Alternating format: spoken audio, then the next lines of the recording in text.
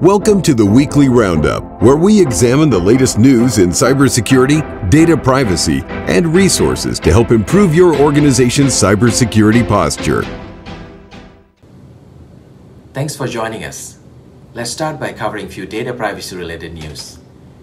CBIA reported that state legislators throughout the country were busy in 2022 introducing comprehensive data privacy bills. Despite the widespread legislative activity, Connecticut and Utah were the only two states to successfully enact privacy laws this year.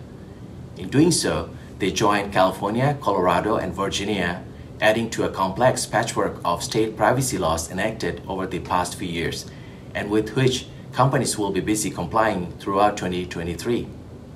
Depending upon which of these state privacy laws apply to your business, your time between now and the end of the year could be spent assessing and implementing information governance controls in order to comply with the regulations. Computer World reported that the European Union recently announced that it has officially begun the process of approving the EU-US data privacy framework, hammered together to allow the flow of data between the US and the European Union. President Biden had signed the executive order that implemented rules for the transatlantic data privacy framework in the US in October. The EU Commission conducted an assessment into the US legal framework that the bill was based upon and determined that it ensures an adequate level of protection for personal data.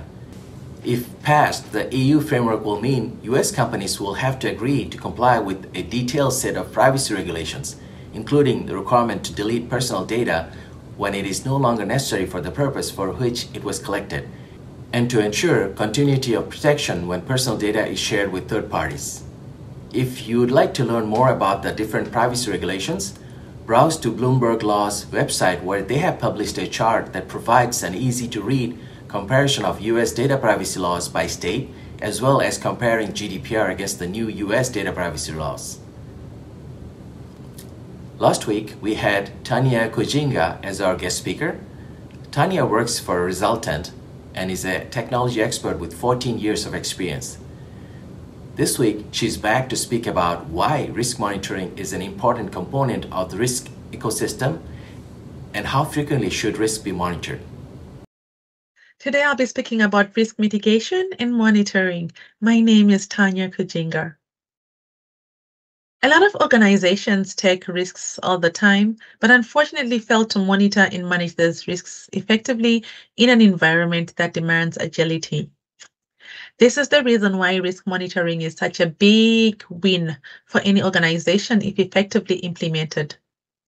Risk monitoring is a critical step of the risk management process where organizations measure and assess the effectiveness or efficiency of their risk strategies. This is important as it leads to the creation of key risk indicators. So in most cases, risk monitoring happens at the end of the risk management process, and therefore it is crucial to ensure appropriate risk responses are actioned in a timely fashion. Risk management is a complete framework, and the monitoring part usually takes place once a strategy is put in place. Please note, one thing to consider is risk management process follows a procedure, which is number 1, to identify the risk, number 2, assess the risk, the impact, the severity, number 3, treating the risk, number 4, monitoring and reviewing the risk.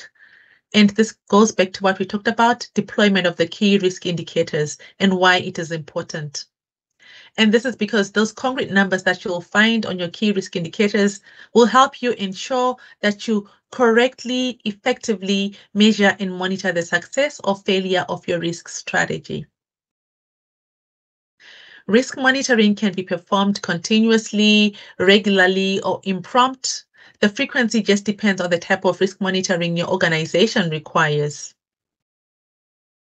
We have 2 types of risk monitoring, the voluntary risk monitoring, and this is when risk monitoring isn't legally required, but it is just a key part of your risk management strategy to make sure that you're effectively managing and monitoring your risk.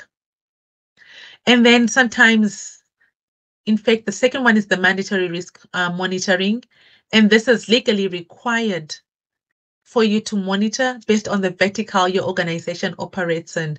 So an example is transaction monitoring for financial institutions to stay compliant with AML.